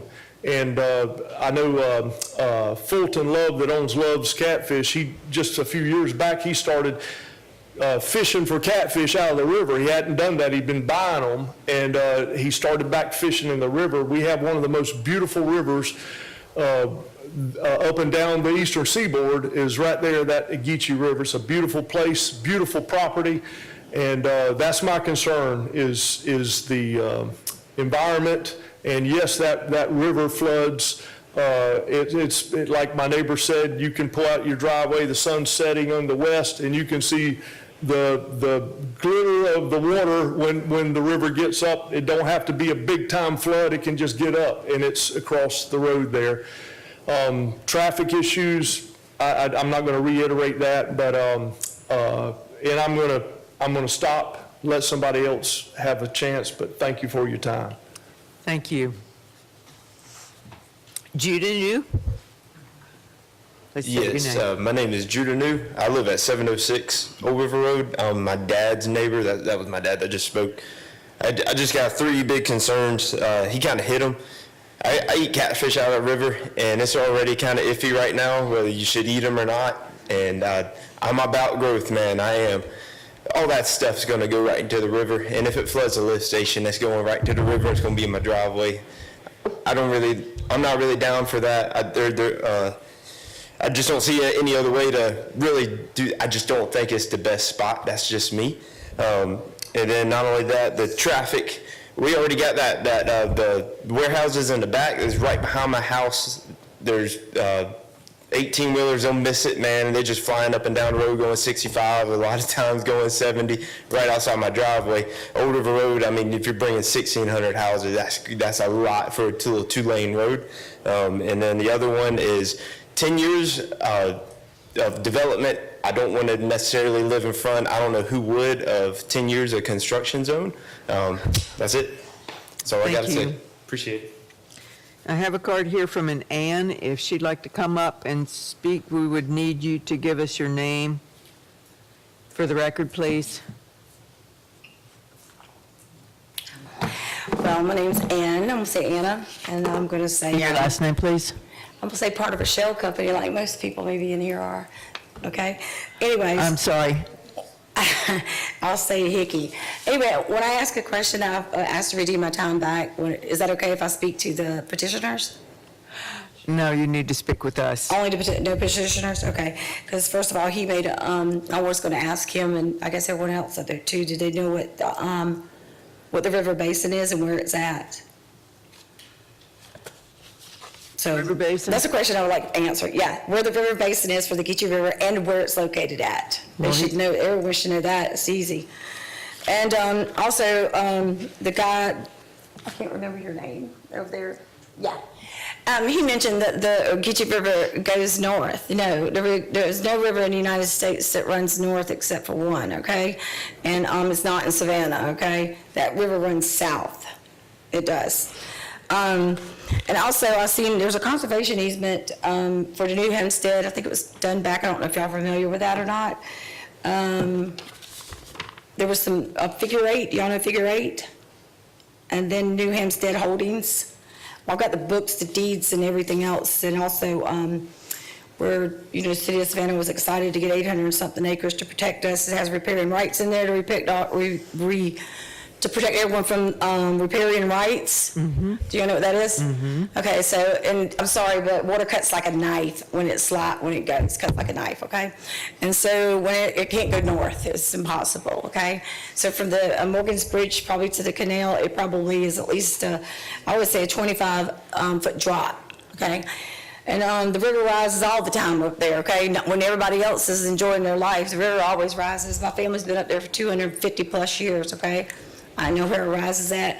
It's like quicksand in some places. Ask my son, he went down almost to his neck in quicksand, okay? It's like quicksand. And we barely could get him out in the swamp. I wasn't here to speak to this project today.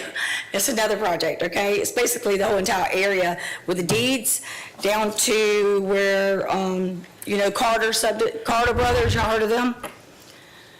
All of them's quick claim deeds. Carter Brothers, figure eight, New Hampstead Holdings, the mayor and alderman agreed to all this. I've got it all whenever y'all like for me to disclose or meet with me and show it to you. But in every single one of them, especially the conservation easement that was taken, there was a $6 million transaction, a $2 million transaction, and, you know, I'm not sure if they bought at this point, I'm not sure exactly if they bought the, if the money was bought with city money or what. You know, but it needs to be disclosed to all these people. Most of these people over here, y'all probably know me, some of y'all might know me, but anyway, the point being, I wasn't here, I'm sorry. I wasn't here to talk on this fact, but sorry, your time that piece of is up. property. Your time is up. Okay, well, let me know when y'all want these deeds and everything else, because the Carter Brothers, it was never and everyone's got quick claims, excuse me, in that portion of the figure eight, New Holdings, LLC, New Hampstead Holdings. We want to know who that is, that city. Thank you. All right, and I have one person online, Connie Shreve.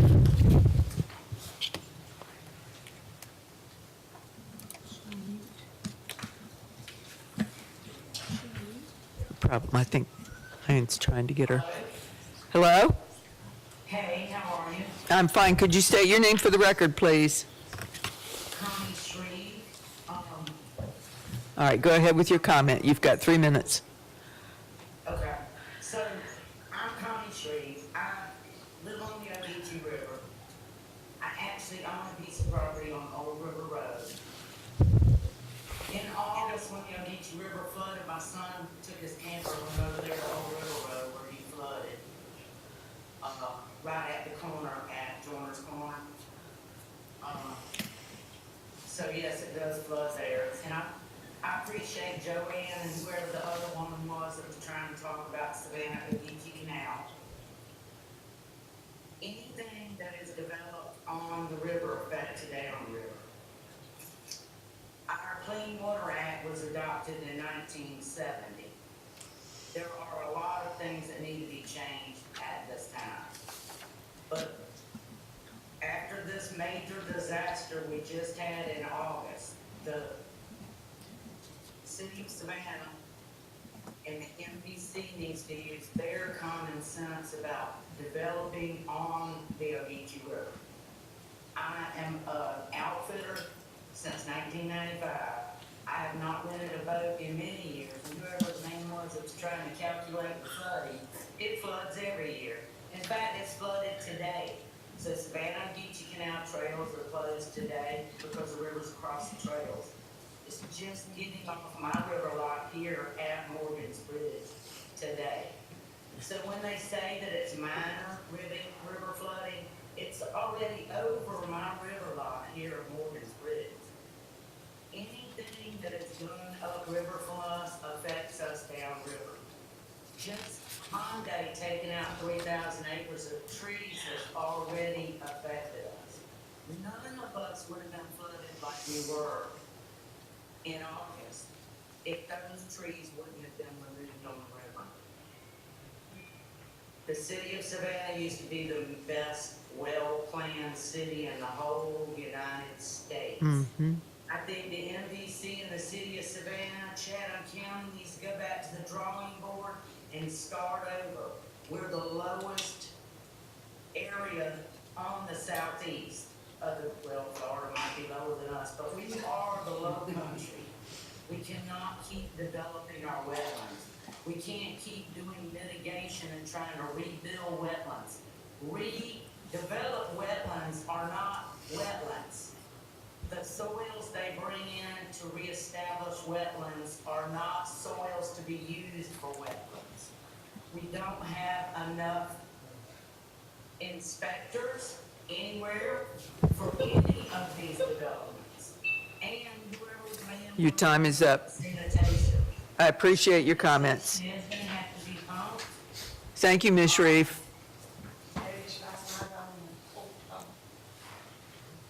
Thank you, ma'am. All right, are there any questions for Ms. Shreve, or are we ready for the petitioner to come up and rebut? Come on up.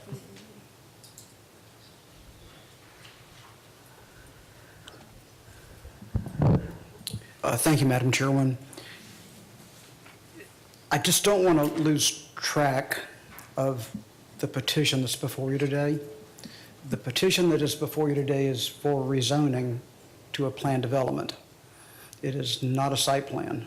We're not here asking you to approve a site plan. We're here to ask you, does a PD, a planned development, make sense for this acreage? That will do nothing more than decide what type of uses may go on this site. Housing, densities, non-residential, that's the petition. And as is often the case, when you get a petition for zoning, the discussion seems to go in this direction, and we get involved in the what-ifs. And I completely understand. The comments were well-made and well-received. But the petition before you today is one for rezoning. And y'all have heard me use this expression all the time. Zoning is nothing but the canvas that you paint on. And we don't know what to even do until we know what the zoning is. We're pretty comfortable that RA is not the correct zoning for this site. And we also know that to leave this property undeveloped may make some people happy, but that's also not the answer. The answer is, how do we systematically focus on this property, come up with a cohesive plan? And the first step is always zoning. Something was also said by staff, Mr. Morrow, which I think might have gone past everyone, including me, until I asked him again if it were true what he just said. Typically, when we have a PD development, with each pod, we come back before you for a general development plan. And then at a later date, we come back with a specific development plan. And if it's consistent with the general plan, it gets approved on staff level. What I saw up on the screen was he was recommending that the specific development plan come back to you. That is significant. And it went right past me because it was sort of a late introduction into the staff report. So I have no doubt that whatever it is we build over time, it is possible that lessons learned on pod 1 will roll over into pod 2 and into pod 3.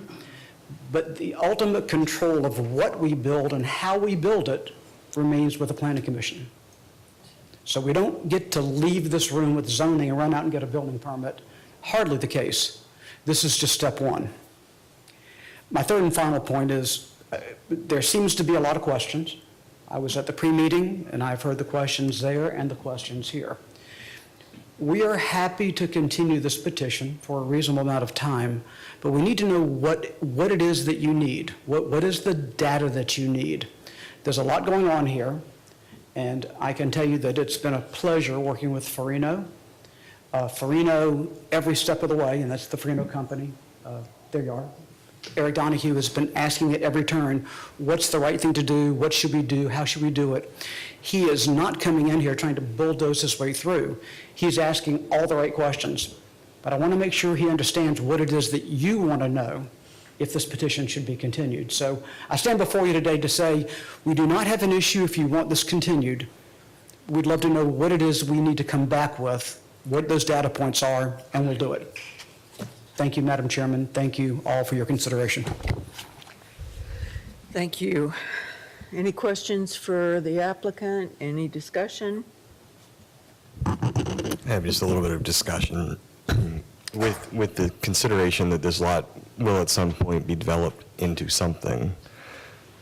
What I'm hearing is generally it seems like a better idea to have it as a PD so that we maintain more control over how it's actually developed, especially with the conditions that have been attached by Mr. Morrow, where basically every step of the way it has to come here. And if this does go forward with that rezoning, I would hope that everyone that has shown up here and the neighbors that aren't able to be present today will be part of every step of that going forward, whether it pertains to the density as far as the number of units that go on that property, whether it pertains to traffic counts and how you mitigate that, maybe staggering the construction so that it doesn't happen prior to that 8-year estimation for GDOT to come in and widen Old River Road. For me, hearing both sides, I feel like, and I've used this phrase a lot lately because I'm going to be faced with a similar adjacent property developer soon, but better the devil you know, better the devil you can speak to, because you don't know what could go there if we're not having the kind of oversight and control that's included in the conditions here.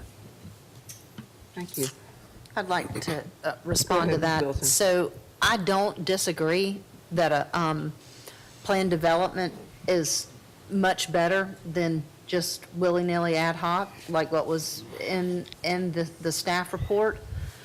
But I don't agree that planned development is better than what the comprehensive plan says is the goals for this area and the city of Savannah's flood mitigation plan is. The goals and objective of the comp plan for this area is to protect the public health, safety, and welfare of the residents from flood hazards. You might protect, he might be able to build up to protect his renters, but this area is not being protected from flooding from other developments, city developments in this area. Another goal of the comprehensive plan is to proactively manage stormwater runoff.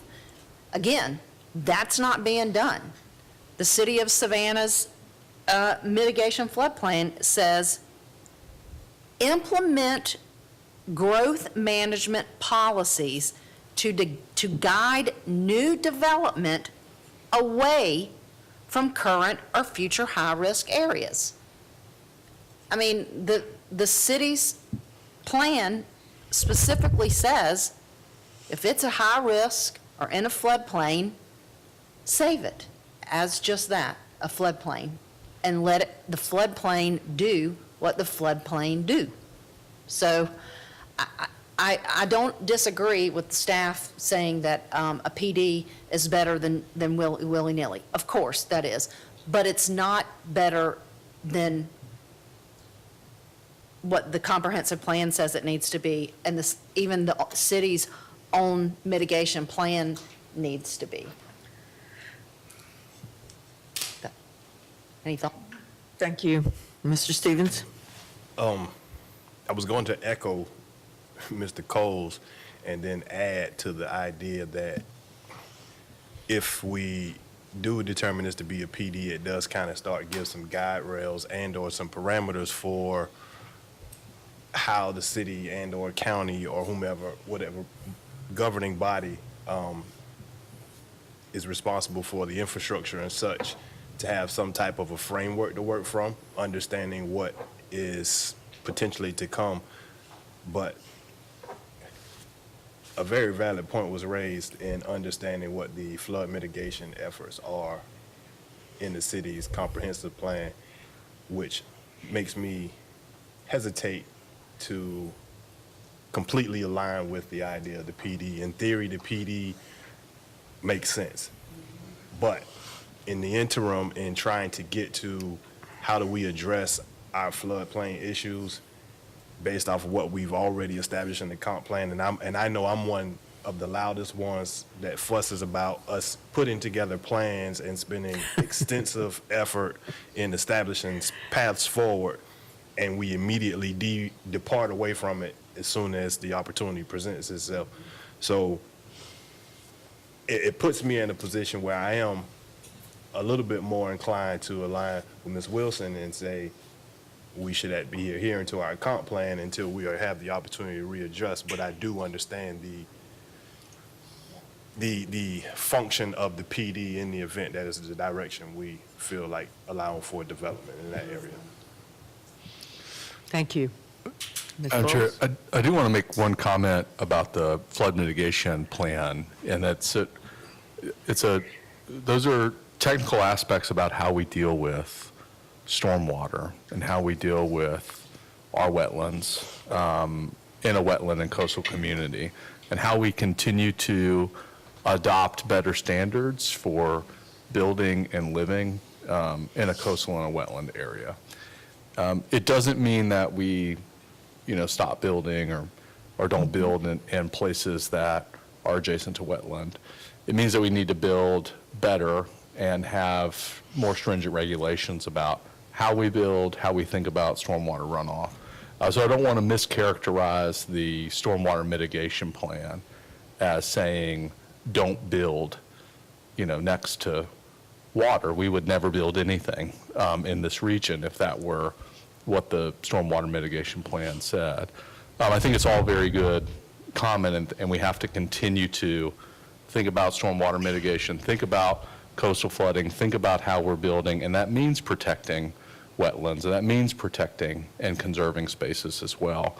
But it doesn't mean, that we don't build as well. I think all of the, what I heard today too was that everybody kind of understands that growth is here and it's happening and that they support growth. So I think we've got to be very clear about what the technical aspects of the flood mitigation plan means and what the technical aspects of plan reviews deal with and stormwater regulations that are different entirely than, is this more appropriate as residential agricultural or is this more appropriate as a planned development? Because you could still build by right residential agriculture, and you may not have to build as high as you would under a planned development, and the next flood comes and you're looking at 20 single-family homes that might be underwater versus at a planned development you'd have maybe more family homes, but they were built high enough that and the water was mitigated in a way that wouldn't happen. So I think let's not misunderstand the cost of not doing something and what the technical aspects of a storm mitigation plan is versus the technical aspects of a zoning appropriateness. Okay, thank you. Ms. Bowles, did you?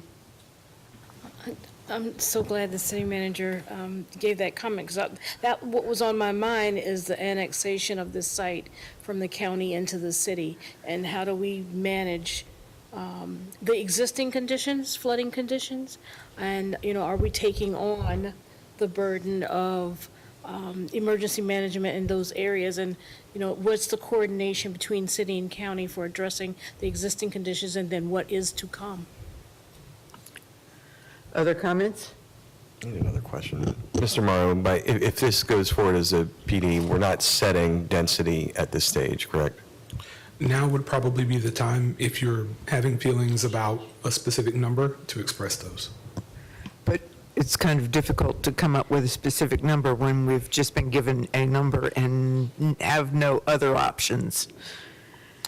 I'm sure the applicant had a rationale for their number. Again, if someone on this board, many of you have expertise in this field, if you are also having ideas, maybe what the comp plan character area says, something along those lines, that may be an appropriate response to say, let's aim for something that's a little bit more consistent with the policy documents. All right, go ahead, Ms. Mayor, I heard the petitioner speak about a continuation. Is that something that we would like for them to go back and address? What's a a number that's more Not a bad palatable. idea. I mean, he did clearly indicate that if we did opt to continue, what did we want to get from them? That's right. So we would need to specify if it's the density issue that's really choking us outside of the infrastructure and water, stormwater mitigation issues, then I would say we definitely should give that to the petitioner to chew on and bring back at Gotcha. whatever date certain. One of the main concerns that I have is, as was said, since 2018, we've been hearing from these residents. Since 2018, they have been impacted by development, and I don't know of any positive movements that we have made to alleviate the impacts that they have felt from development. Not that we're going to make this go back to the pastoral setting that they are familiar with, but the roads and the drainage are two significant problems that have not been addressed by the county or the city, and that concerns me a great deal. And I don't know how to tell Mr. Developer, let's continue this while we wait for the city and the county to come up with a plan that will fix the problems that exist out there now. I mean, I don't think that would, though that would be the ideal scenario, I don't think that is So we go ahead and fair, move if you forward will. with I don't more think that's fair, development. if you will, to put that on the petitioner, because Understood. the petitioner cannot make any municipality move at any rate, or any government agency move at any rate that anybody would like them to. Well, why not? All we can do is hope that if we set these things forward and bring it to the front, bring it to the forefront, that there are things that are in progress and are aspirations of certain communities to be developed. All we can do is hope that it prompts the individuals that recognize there's growth going on in your areas to prioritize it accordingly, and pray that Since they align 2018. and take action. So if this is continued, would we be able to have a commitment from the city and from the county that we can discuss mitigation efforts and get a timeline on that and get some real traction for this community that's been lacking for, I don't know, I can't do the math. How many years since 18? 7? Ms. Wilson, I've been here since late 2021. I have met with you every time you've asked. I'm happy to make that commitment again today. And let me take this opportunity to give my spiel about the 3 pipes in the ground. In the city of Savannah, we have 3 pipes in the ground. We have a water pipe, we have a sewer pipe, and we have a stormwater pipe. 2 of those pipes are paid for. Every time you turn on your faucet and flush your commode, we get to bill you for using those 2 pipes. The other pipe in the ground is a very, very, very important pipe, and that's our stormwater conveyance pipe, because we live in a coastal area.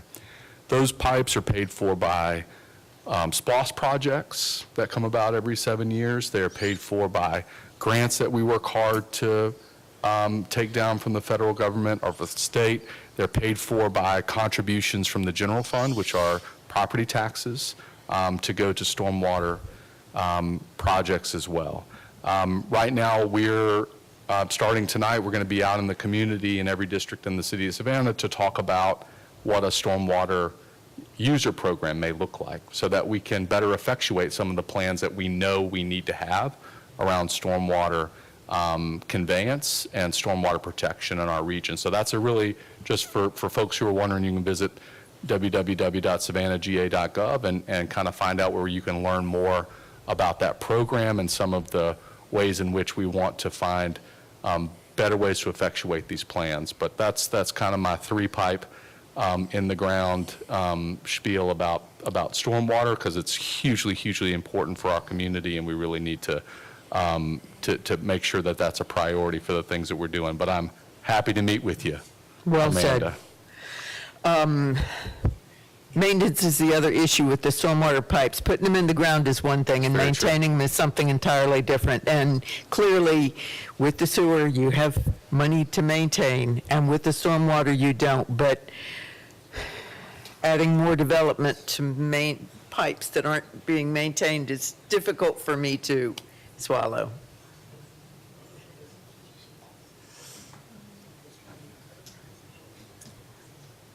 All right, any more discussion? Do I have a motion? Continue?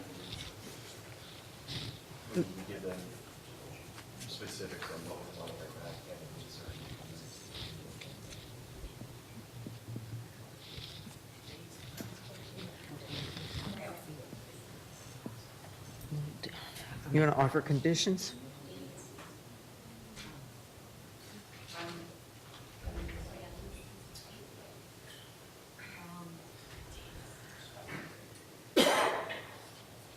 You have suggestions for conditions?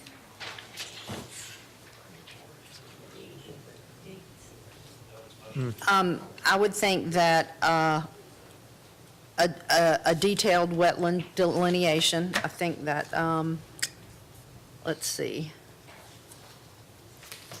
Is that on what staff recommended? Wetland plan. A wetland- The petitioner shall provide an updated general master plan. And I don't think that we can ask that if it's just zoning, reflecting that required wetland plan, so.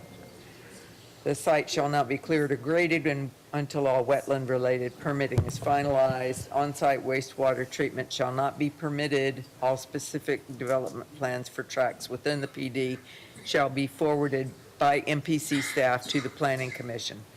So the wetland plan would probably be the only thing that they would provide on the front end. If I may, I know Please.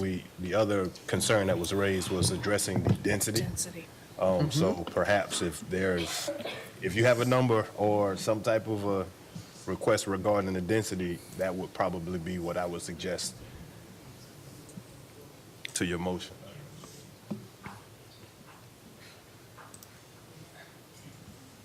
No second? Well, it was a motion to continue. I don't think it would, but it has to be date certain and the petitioner's requested what terms. What's the motion on the table, on the floor? Continue until a date To certain. win And for what? yeah. Stipulations and a date certain. Yeah. Okay, we want to offer a date? It's not my motion. Well, I don't, well, Until the next. I would imagine that the next meeting would not allow the petitioner enough time to do anything, so. And what are we asking for the petition? Right. Okay, so how about this? I think, Oh, well, hold on. I'm trying One to at a find- time, let's hold this back. I'm going to try to formulate it. Okay, go ahead, Ms. Bowles. You got the floor. I'm going to make a motion that we continue this petition until, I'd have to ask the petitioner what makes sense regarding, if you would address density as well as the wetlands plan. Just for a point of clarification, we've got a wetland plan. A true wetland delineation could be months, years away, but we've got something that will be within 5% of the actual, and Thompson Hutton will be more generous, more conservative in showing it. I just want to make sure we are talking about a wetland delineation plan and then a density study. And we don't even know what that involves. It could be having buildings that are taller and take up less surface area. It could be looking at the density numbers on our PD. We can go back and look at that, but I would urge this board to also look very carefully at our PD plan, because there's a lot of thought that went into that. And if there are comments, if it's okay with the chairperson, send comments to us directly. Let's not wait till the next meeting. We'd love to hear any comments you have, just or filter them through Edward.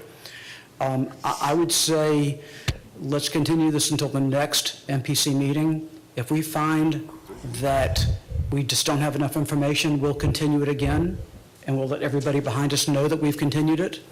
But I'd rather go 3 weeks than 6 weeks. 22nd. April 22nd. Okay. All right, thank you. Yeah, thank you very much. All right. Ready for the motion? Okay, so I would like to make a motion to continue this. Just point of order, Oh, because the sorry. motion had been It's already- begun over Yeah. here.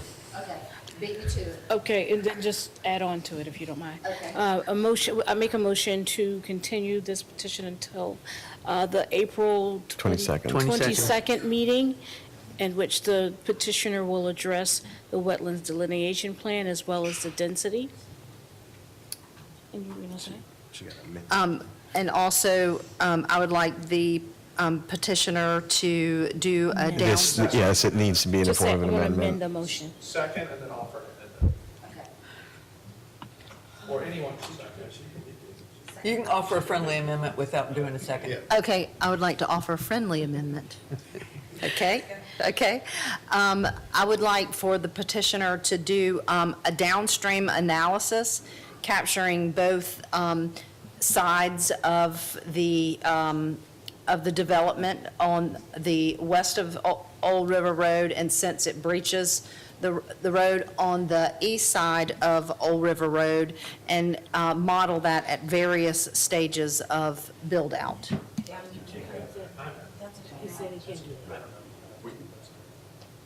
It might not be doable until. Can we ask the opinion of Mr. Collins on that? Yeah, Ms. Wilson, Mr. Plonk, we can't complete that. We will be required to do that prior to turning any dirt there. We could produce an exhibit showing what the impact was during the August 10th staging of the Geechee River, and what the impact was at Joiners and at Mr. Stokes' property. I think we could show that. It would be an approximation. But you have the West Chatham drainage study. We do, but I'm not familiar with that. Someone else in our office, our Water Resources Department, did that study. Okay, is it possible to show the volumetric issues regarding the soils and what the cut and fill would be?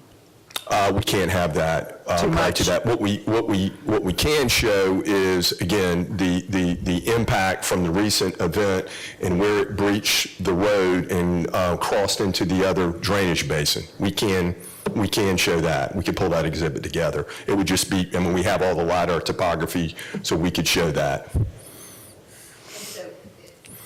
To do a downstream analysis, it would take a couple of months. It's very technical to do a downstream analysis. Of course, you've got the FEMA flood study, and those maps were updated and published in October of 2018.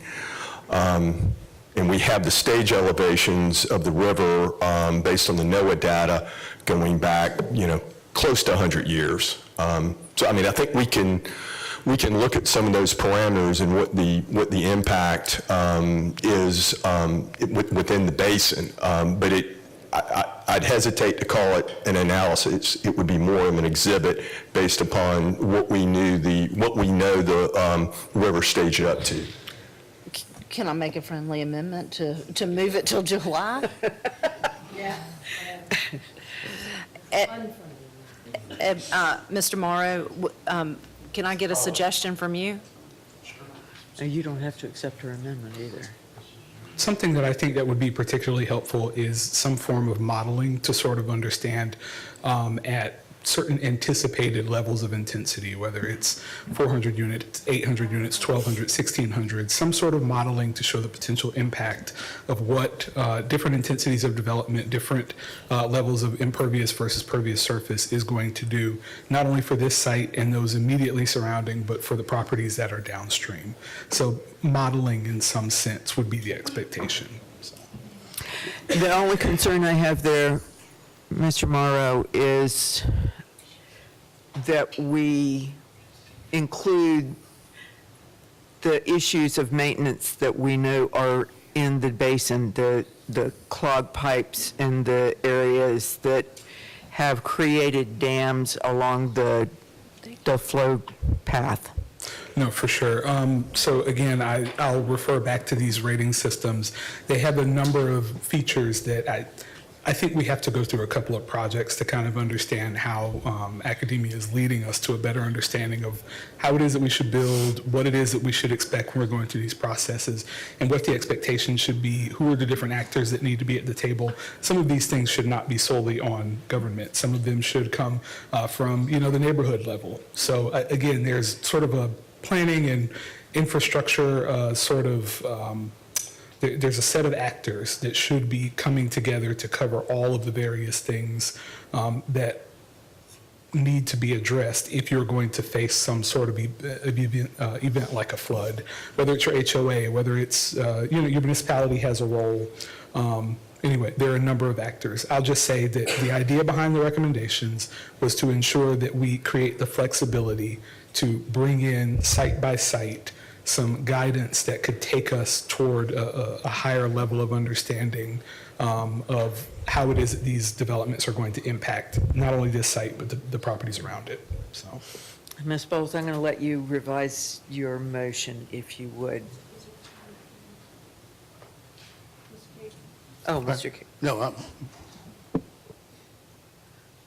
My motion was. Okay. I'm going to revise the motion to include some level of modeling. Is that doable by the next meeting? I wouldn't call it modeling, which it entails a higher level of analysis, but we can look at the flood stages and what the impact was in the Ogeechee watershed and where it breached going into the West Chatham, Little Ogeechee watershed. Educated speculation? Opinion. Yes, okay.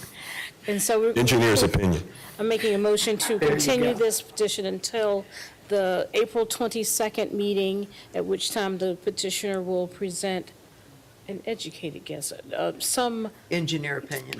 opinion about the impacts of the project, as well as the wetland delineation, some additional information about that, and the density, addressing the density. Cole, second.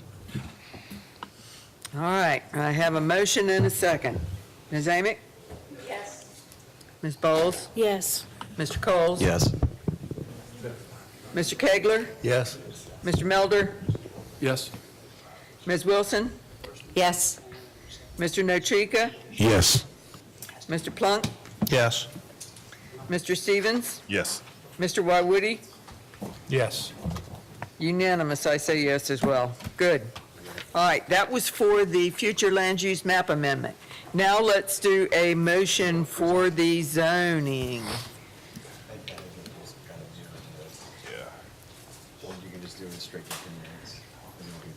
Yeah, that sounds good. I make a motion to continue the petition for zoning to the April 22nd meeting. Cole, second. All right, I have a motion and a second. Ms. Amick? Yes.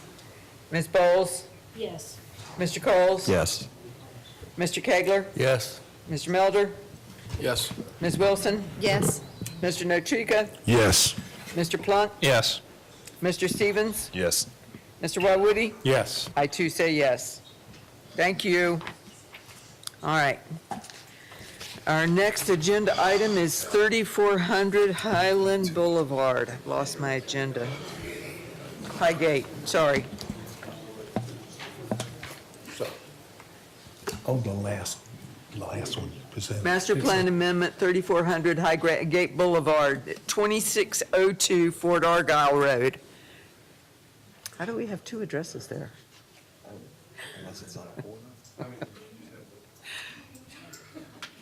Thank you, guys.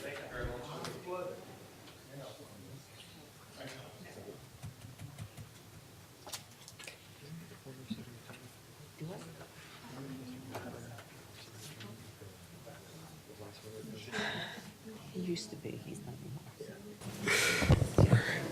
Okay. Let me get It's not this back up. I'm so sorry.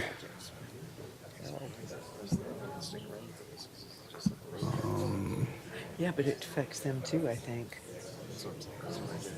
Oh, there we go. Okay, awesome. The residents did. Some of the residents, anyway.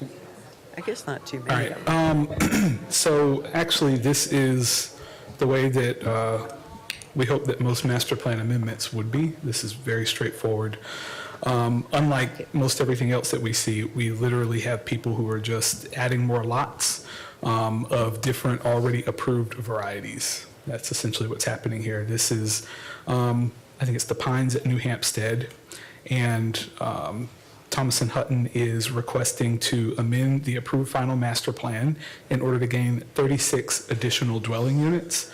Some of them are single-family attached, some of them are single-family detached.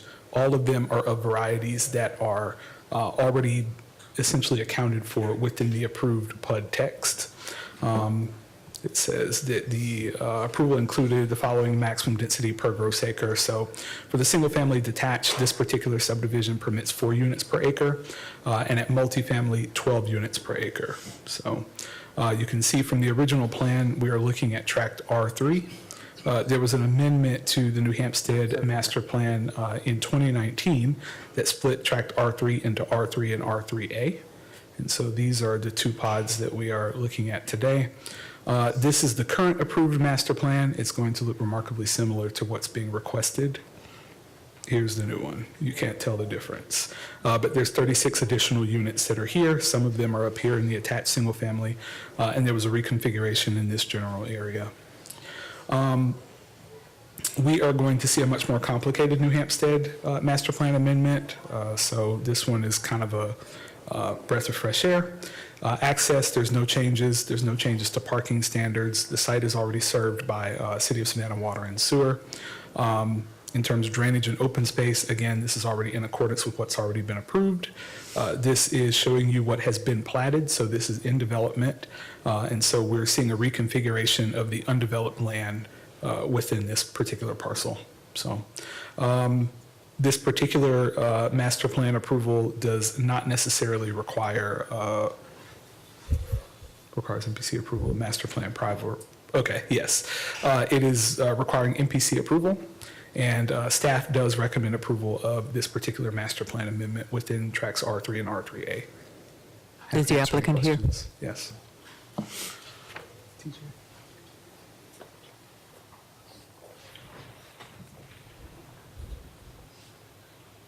I'm Thomas Beam with Thomas and Hutton. Hi. Hi. Would you like to share anything with us? You're in agreement with the staff recommendation? Yes, ma'am. No comments? No comments. All right, thank you. Any questions for the applicant or staff? All right, any discussion? There's no public comment. Cole's motion approves staff's recommendation. Plunk, second. All right, I have a motion and a second. Ms. Amick? Yes. Ms. Bowles? Yes. Mr. Coles? Yes. Mr. McKegler? Yes. Mr. Melder? Yes. Ms. Wilson? Yes. Mr. Notrika? Yes. Mr. Plunk? Yes.